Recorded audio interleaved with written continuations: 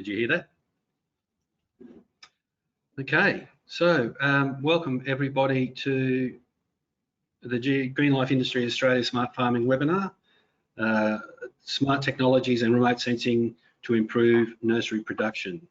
My name's David Hunt. I'm the GIA Smart Farming Project Officer for the project. This webinar is actually part of a larger project, digital remote monitoring.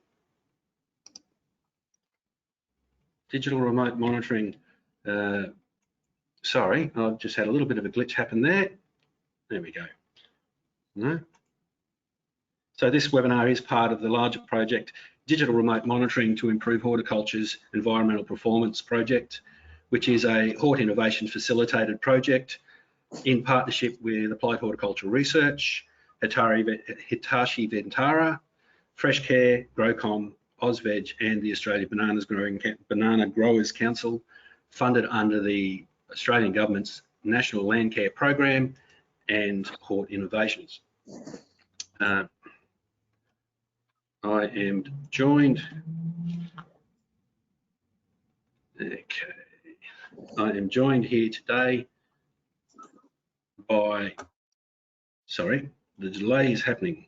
I'm joined here today by Liam Southam-Rogers and Henry Hyde from Applied Horticultural Research, Dallas Gibbs from Hitachi, and Thomas Parr from Golden Grove Citrus Nursery. We are going to present an overview of the smart farming technologies installed at the Smart Production Nursery Golden Grove. Liam's going to give us an overview and discuss the sensor technology installed at Golden Grove. Dallas is going to show us the control tower that Hitachi has developed to bring all of the data together and just discuss some of the functions available. And Thomas is going to give us an overview of a nursery manager's point of view of how that technology is used. Firstly, there is a delay. Firstly, I would like to give an overview of the nursery components of the project, or the nursery component of the project, and what we are aiming to do. So there's three basic aims of the project. One is to use a series of interconnected digital sensors to monitor various production parameters around the nursery, with the data being fed to a central computer, central display, that will enable the nursery managers to see what is happening in the nursery in real time. This will allow for proactive decision making to any issues that may arise. It's expected to improve production efficiencies and resource use, and optimise labour by reducing the time needed to diagnose a problem. Secondly, the idea is to monitor and measure the environmental footprint of a nursery business and to provide evidence of sound environmental stewardship under the industry's EcoHort or environmental management system. And then thirdly, the idea is to digitise and automate the reporting parameters required under the Nursery Industry Accreditation Scheme, or NIASA, and the EcoHort program to simplify and streamline the reporting process. The idea is that the system will automatically record operating parameters such as water quality and weather conditions, and upload complete records or completed records to the industry's audit management system for storage and reference. Essentially, this will allow the nursery industry to build a smart monitoring framework around resource use and provide an opportunity to drive adoption of best management practice by simplifying the monitoring and reporting process. So that's a very quick overview of the aims of the project. And so we don't delay any further, I'm now going to hand over to Liam and Henry from AHR to give us an overview and a discussion of the sensors that are being used. And Liam, and you should have,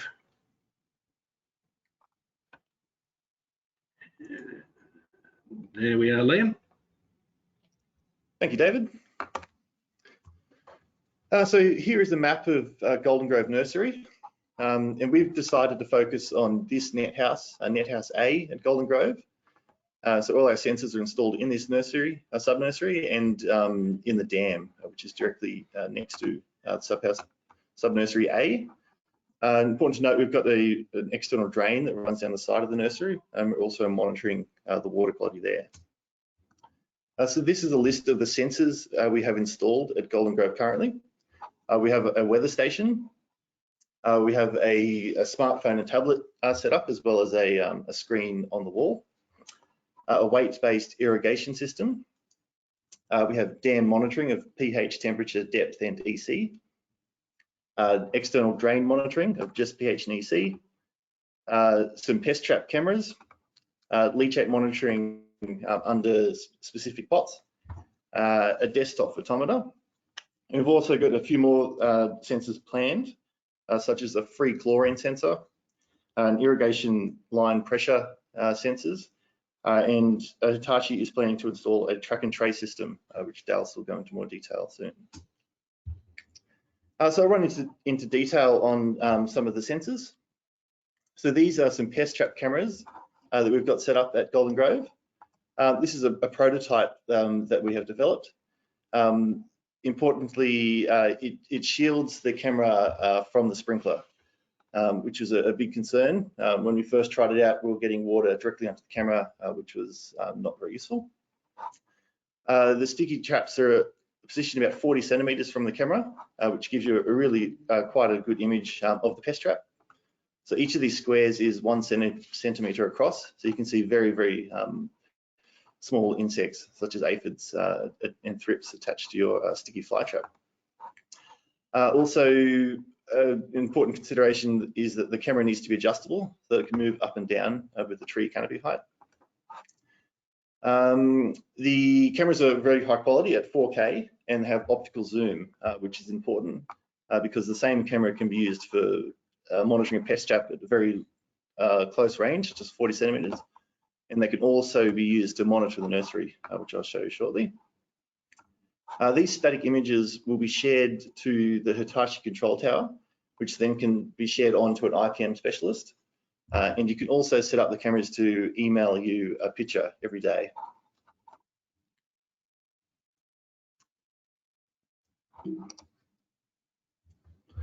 This is an example of a dam monitoring camera. So these are the same cameras just showed, but you can see very high resolution, and you can see the detail of the whole dam, and you can see even the boundary of the property. We're using this camera to notify us or to keep a record of when the dam overflows, which is really important for what we're trying to do with EcoHort. And we've got a quite an innovative pot leachate monitoring set up here. So this system can measure the leachate volume running through the pot, and so aiming for 12% volume of water leaching through the pot. It can tell us the pot weight, and more importantly, the growing media water content. So you can tell either by weight or by a moisture probe the water content in the pot and determine when you should be irrigating. We'll also be adding some pH and EC sensors to the base of a setup similar to this, so we can measure the pH and EC directly on the leachate from each pot. And also, we are collecting samples from these setups and measuring the nitrate concentration with a desktop photometer. Over to Henry. Thanks, Liam. So I'm just going to discuss the sensors that are in the dam itself. So pH and EC is being measured at the dam surface, at the dam, the bottom of the dam, and in the nursery overflow. The image on the left is the nursery overflow drain that Liam pointed out in the first map, and these sensors are being used to monitor release water, and also they're going to be basically allow release water to be recorded to the dashboard as well and fill EcoHort forms. And these dam sensors are going to allow us to monitor inversion events and monitor the quality of irrigation water as well. And currently, water temperature is being monitored at 4 different depths, which is providing some interesting information. This is the desktop photometer that Liam mentioned before. It's a HANA Instruments device. Currently, we're using it to analyze water samples for nitrate, alkalinity, and phosphorus. It's portable. It has an internal battery, so it can be used anywhere. It's water resistant, and it's really easy and quick to use. You can do a batch of samples in a short space of time. It's much more accurate than test strips, as a range of 0 to 30 ppm for nitrate specifically. It also allows data to be exported to a CSV, and the aim is for this CSV data format to be imported directly into the control tower to pre-fill EcoHort compliance forms. Yeah, it's a really nice piece of kit. It's being used already on the nursery, and we've got quite a significant record of water quality so far. This is the weather station that's been deployed to the nursery.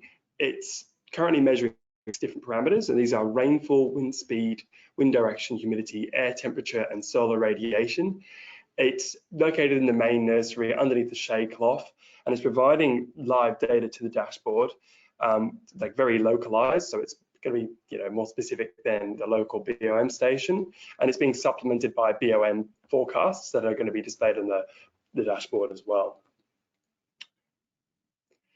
Here we have an example of what I was talking about pre-filling forms before. This is an example of I think this is actually a fresh care form, but the idea is that all this data that's being collected will be used to pre-fill EcoHort forms. So for example, the free chlorine sensor that's going to be deployed will be able to help pre-fill disinfestation records. Data from the photometer will be able to pre-fill, once it's been imported into the dashboard, we'll be able to pre-fill wastewater records, and weather data will also be able to be automatically populated for things like spray events. So you can capture wind speed, direction, and also temperature. So what are the next steps? Well, Liam and I are producing some how-to guides on how to set up a smart production nursery, what you require, how easy it is, and what the benefits are. We're going to be doing more case studies. We've already produced this fact sheet that we can share around after the the webinar. We're planning on doing some more field days on the site. Some more sensors are going in. The free chlorine sensor will be installed soon. That's going to be quite an interesting piece of technology.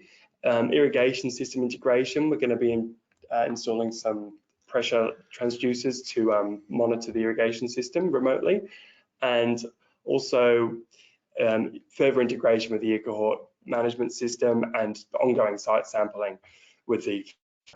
I'm going to hand over to Dallas now. Thank you. Okay, thanks for that, Liam and Henry. I will just switch to Dallas. You're on air, Dallas. I'm good. So just let me.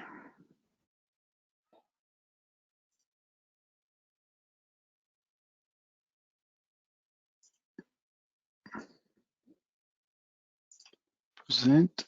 So hopefully you can see that slide now. So yeah, thanks, David. Welcome everyone. So just to quickly cover, I suppose, some background to Hitachi Ventara's digital solutions in agriculture. So Hitachi's smart farm solutions, not just in the nursery, but looking at horticulture, cattle management systems, crop protection, and supply chain solutions, and provide digital solutions across those.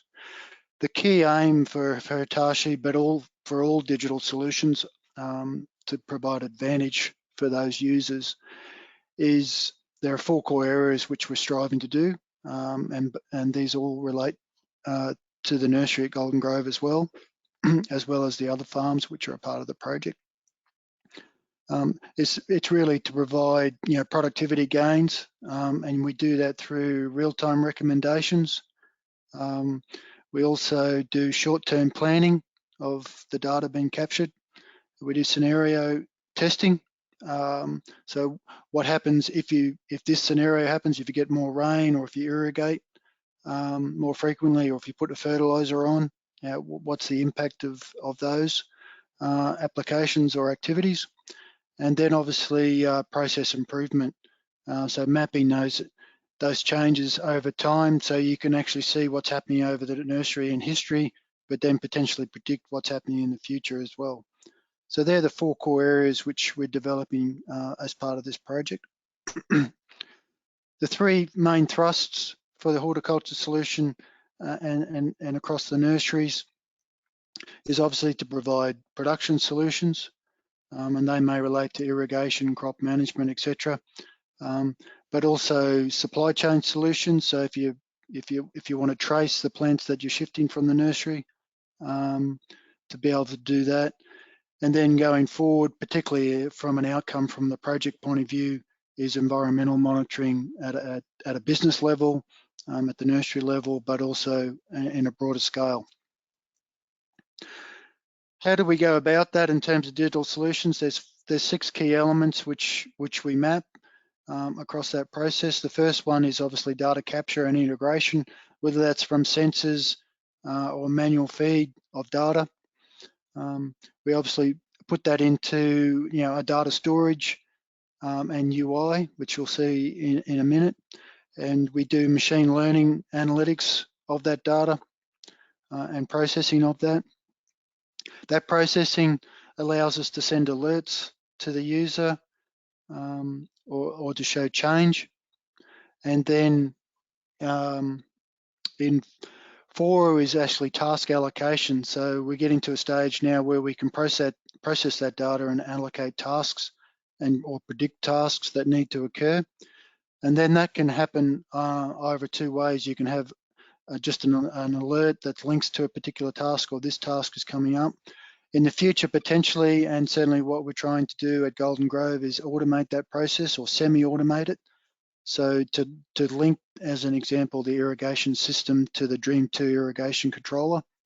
So we'll be able to predict when an irrigation should be occurring, and it will be up to Thomas at Golden Grove to be able to say, yes, we agree with the prediction from the control tower and we'll start irrigating.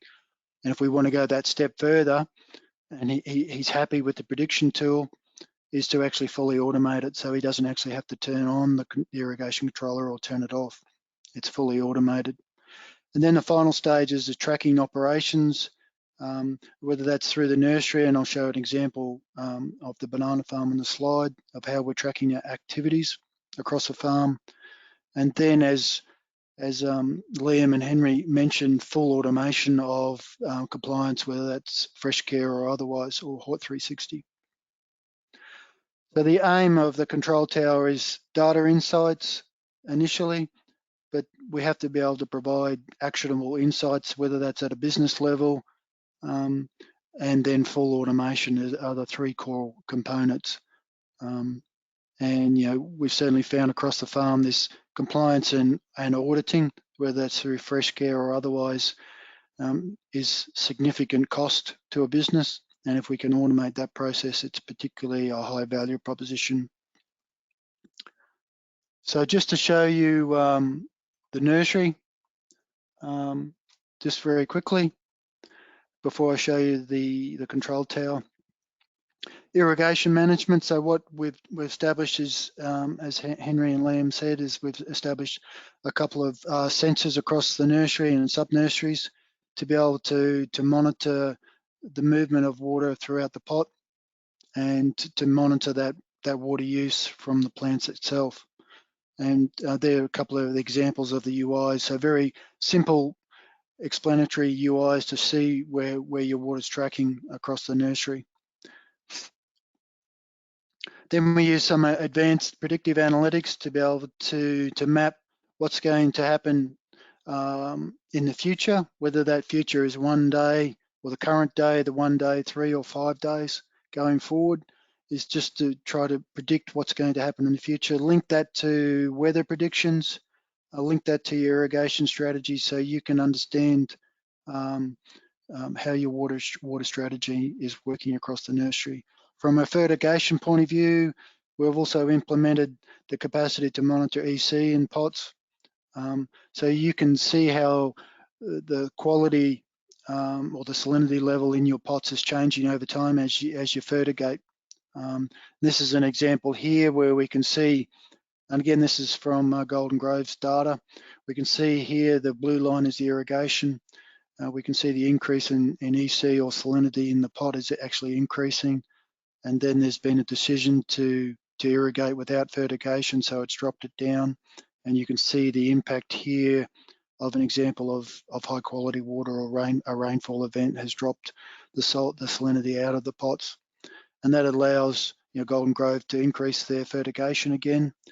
And then if you set thresholds for that EC, you can see here the same irrigation is occurring in the blue, but the fertigation is increasing your level of salinity. So obviously you can set thresholds for that salinity to give you an alert saying you're approaching a threshold that may impact on the plant's growth. And then you can reduce your fertigation and flush those salts out.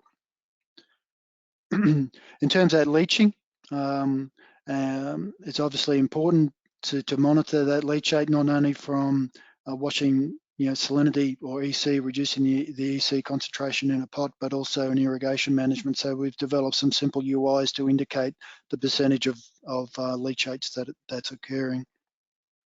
In terms of water quality, again, simple digital solutions in terms of presenting the water quality around the nursery, which we can touch on, and measuring the quality of the water in the dam, the runoff, etc. Can all happen in real time, so you know what's happening around the nursery.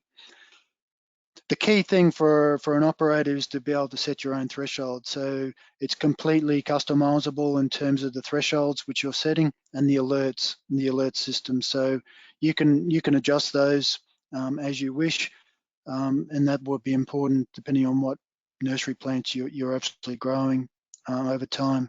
In other farms, it's just a quick introduction, is that we're monitoring from a plant point of view different elements of plant growth on the avocado farm, and we're translating that into digital solutions so we can monitor plant stress, relate that to irrigation, so we're more informed about not only mapping irrigation and water use at a soil and a plant level, but also how that's impacting on plant growth and plant stress at a plant level. And we're marrying those two up to make more informed decisions. Just quickly touch on Smart Farm and Track and Trace. So what the aim here and the feedback that we had from some growers is we wanted to be able to track activities across the farm. And this could similarly apply to the nursery, what's happening at different sub-nurseries in real time. So we've deployed an option here where we can use digital trackers, whether they're RFID tags or GPS trackers, to be able to track a worker.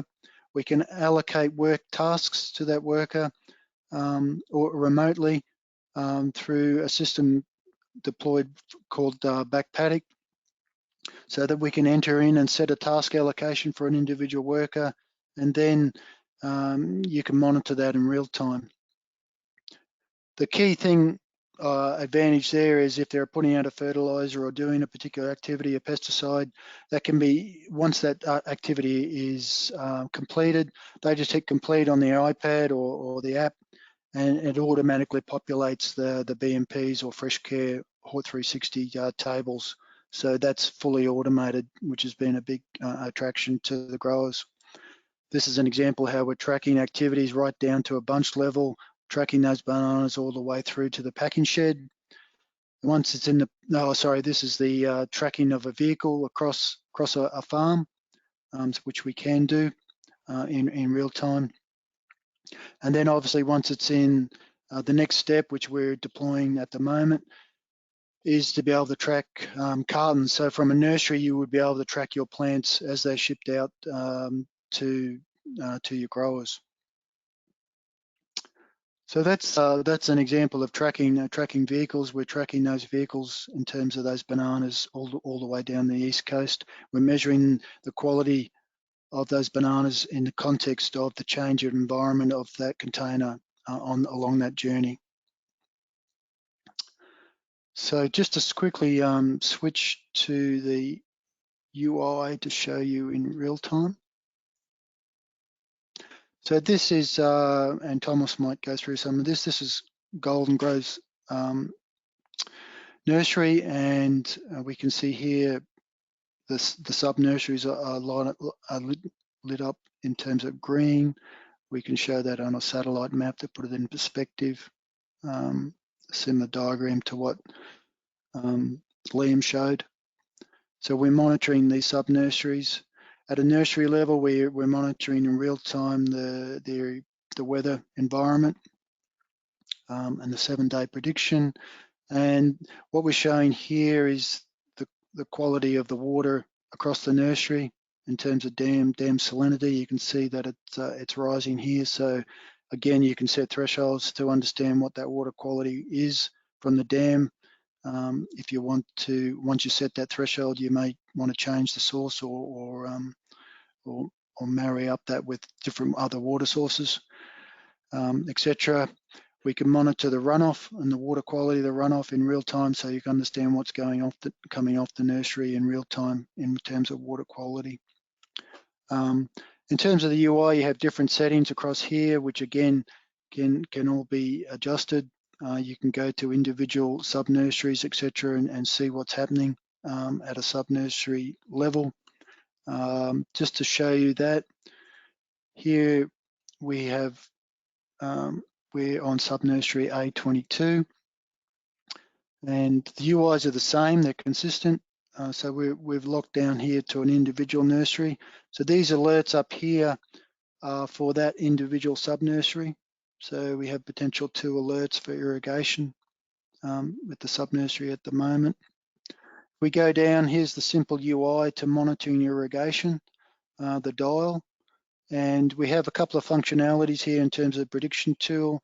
At the moment, this is the real-time irrigation water level.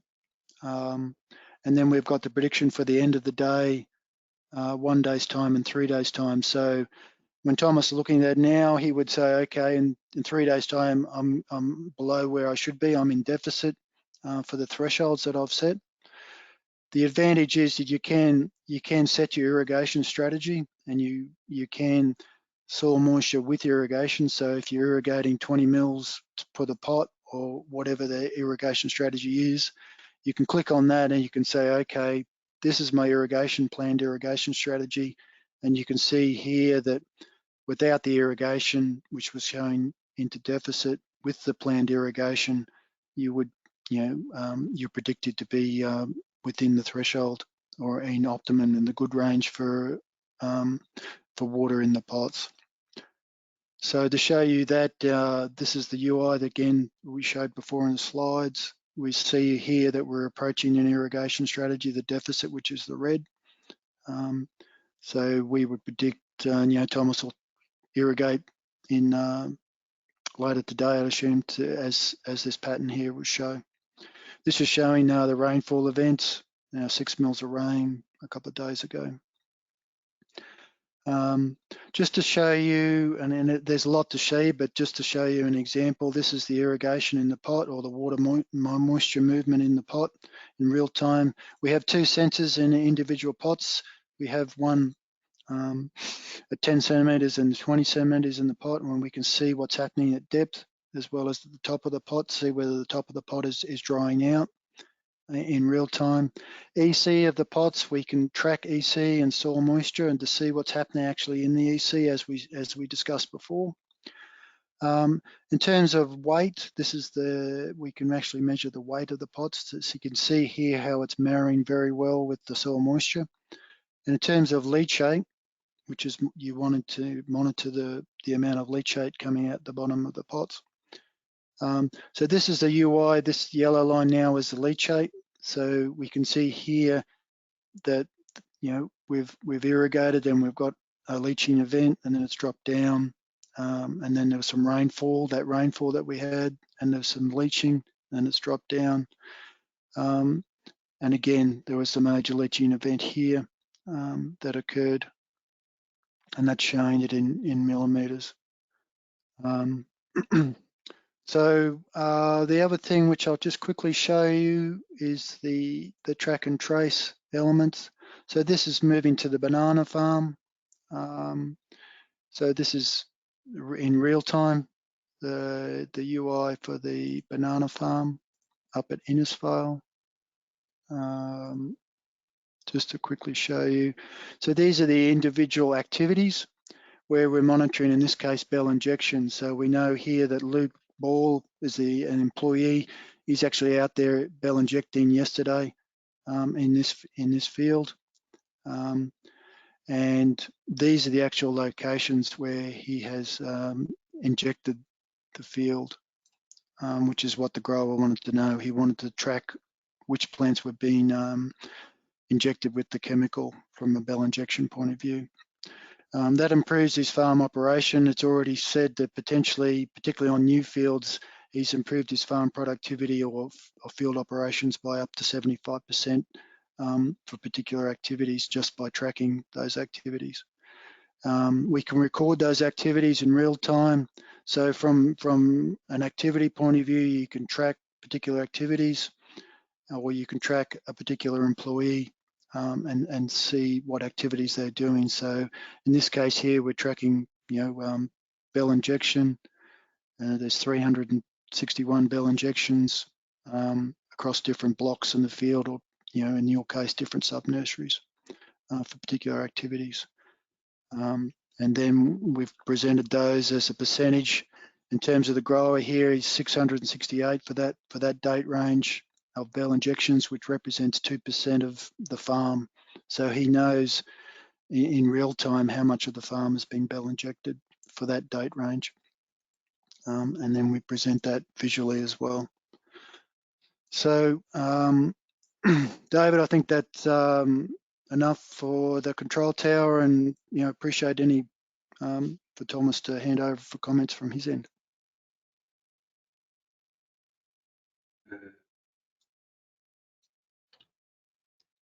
Thanks for that, Dallas. Interesting stuff there. You can certainly see how some of that track and trace stuff could be applied to individual plants within the nursery. I'm going to hand over now to Thomas, and Thomas is going to give us his viewpoints of the system. Thomas, it's over to you. I think you're muted there, Thomas.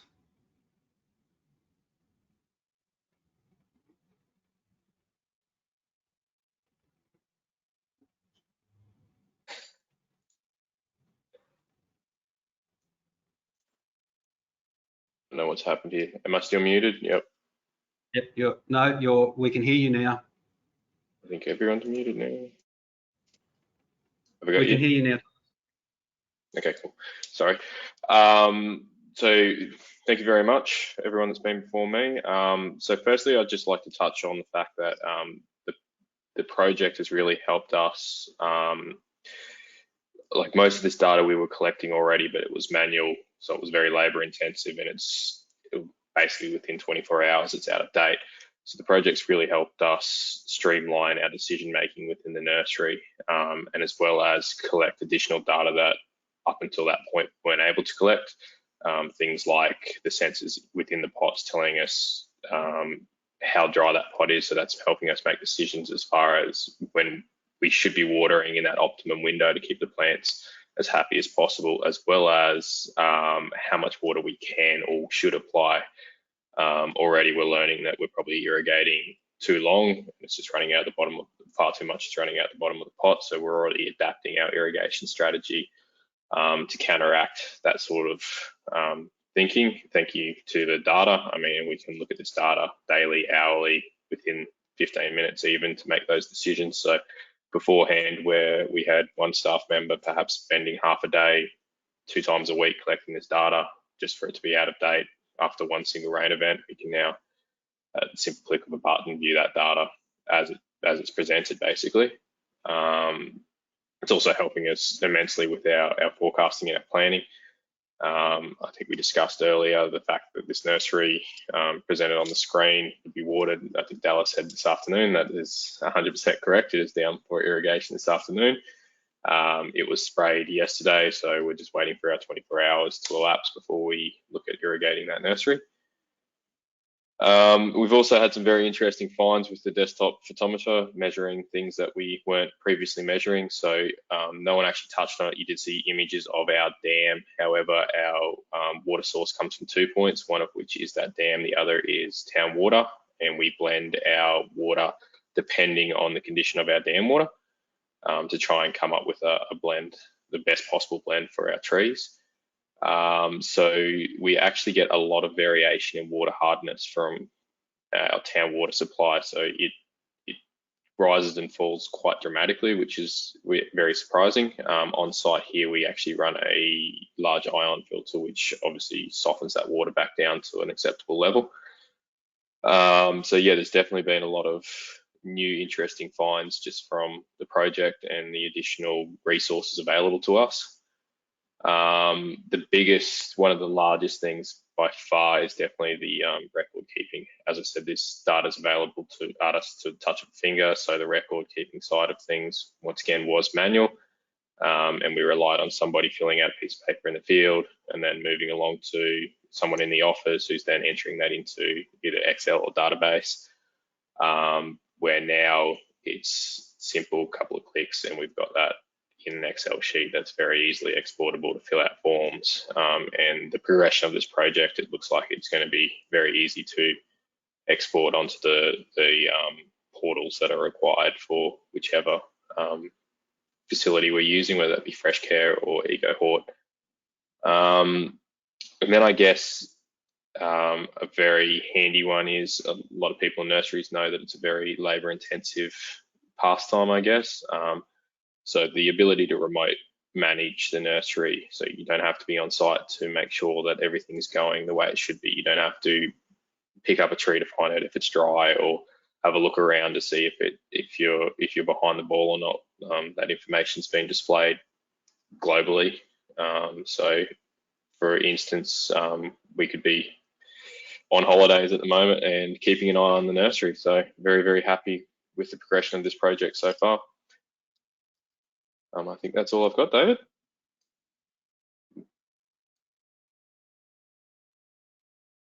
Sorry, I just have to unmute myself. Thanks for that, Thomas. I was just wondering, has the staff actually embraced this technology? Has it actually changed the way they look at doing their job at all? So far, it's really our nursery manager and probably some of our key staff that have really looked into it. And yes, as far as our nursery manager did have a tendency to let things run a little bit on the dry side. And then on the flip side of that, we also had the tendency to run things a little bit on the wet side to counteract that. So we are finding, displaying this data, and particularly the visual data of how quickly those trees are drying out, has helped with reducing, I guess, stress or added stress onto the trees. Okay. Have you actually noticed any sort of change in growth patterns since you've been using this sort of method? It's super hard to tell. I guess citrus is citrus is such a long crop as well. For instance, our trees are generally in the nursery for about 18 months. So it's a bit hard to tell at this stage. I guess we'd probably need to see, I hate to say it, but 2 growth cycles between yes and no before we could really establish the difference. I think cost saving in both labour and production, though, is definitely there already. Excellent. Oh, the other interesting feature which I didn't is the ability for the EC, so reading what's coming out of the bottom of the pot for us. There's been some studies on citrus done, and the different requirements for different rootstocks and different scions shown in the difference in the ECs out of the bottom of the pot. It's actually quite amazing that different rootstocks and different scions are almost requiring different fertigation programs, to be perfectly honest. Wow. So does that mean that you have them separated into different areas, or? We haven't yet, but for instance, the ECs on, let's say an Imperial on a Troyer rootstock is different to that of something on a C35 rootstock. What's coming out of the bottom of the pot is actually different under the same conditions. Sorry. Yeah. Interesting stuff. So thanks for that, Thomas. It's shown that there's a lot more to be found by monitoring this sort of stuff. So the idea basically now is where to from here, and over the next 12 months we're going to be looking at this data and taking the observations of the nursery staff and nursery managers to work out how we can refine the processes and how that can feed into the actual management of nursery systems. Also develop the linkages between the AMS, as everyone's been saying, to try and help to streamline that reporting process. And then, of course, continue evaluating any other sort of systems any other smart technology that we come across. There is a sub sort of trial going on there with a weight-based irrigation controller that we are hoping to be able to incorporate at some stage. And then, of course, we will be doing field days over the next 18 months. GIA will be certainly presenting workshops and field days around the country, so keep an eye out for that. And of course, webinars, as Liam said, there will be field days and webinars done in the coming time, coming 12 to 18 months. So how can people, come on, it's taking a while for this to catch up with me. So how can people stay up to date with this? Anybody interested can subscribe to the Green Life Industry Australia e-newsletter that's published bi-monthly, or check the events page on the GIA website. Most of the events will be recorded there. Also, anybody's interested in any of the industry standards can go to the Australian Plant Protected Standards website there at nurseryproductionfms.com.au. There's a whole swag of technical information and previous research displayed there. Or you can contact any one of us, and just below we have everyone's email address there, that if anybody has any questions or would like to follow up on this sort of technology, by all means you can contact us at any stage. That's pretty much it for our webinar today. I hope we've given everybody an overview and haven't actually overloaded everybody's information. Liam, Henry, Dallas, Thomas, any comments or further final statements before we close off for the day? Oh no, look, thanks for the opportunity. It's been great to work at Golden Grove with Wayne and Thomas. I mean, these sort of projects, don't work without the interaction of the actual end user, so that's critical. And just to reinforce that, we've started this project with a blank piece of paper, really, from a UI point of view, and that's been built up through the interaction with the growers involved. And that's a critical, that co-creation. Otherwise, it's not useful. The clear example is the one that Thomas touched on, and we would have never thought of mapping out EC in a pot. But that was a critical piece of information that Wayne sort of highlighted early on in the project, saying, can we measure EC in the pot? So yeah, for sure, okay. But it just wasn't on the radar. So that co-creation is fundamental, and we really appreciate the feedback there from Wayne and Thomas. Excellent, nice point. And also a big thank you to all of you, Liam, Henry, Dallas and Thomas, for participating and presenting on this webinar. Very appreciated. The recording of this webinar will actually be presented on or put on the GIA website, and perhaps we will send out a link in one of our next e-news publications. So thanks again, appreciate your time and your efforts, and hopefully talk to you all soon. Thank you, bye-bye. Thank you. Thank you. Thank you. And I will try and turn everybody off.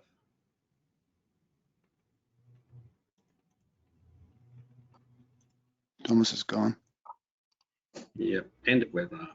I think actually, I'm still here, I just turned my camera on. no, that's all right. All right, gentlemen, I will contact you guys shortly if you don't mind, just to have a chat, and I will see you all later. Yeah, No okay. problems. Thank you very much. Okay, All right. thank you. Bye-bye.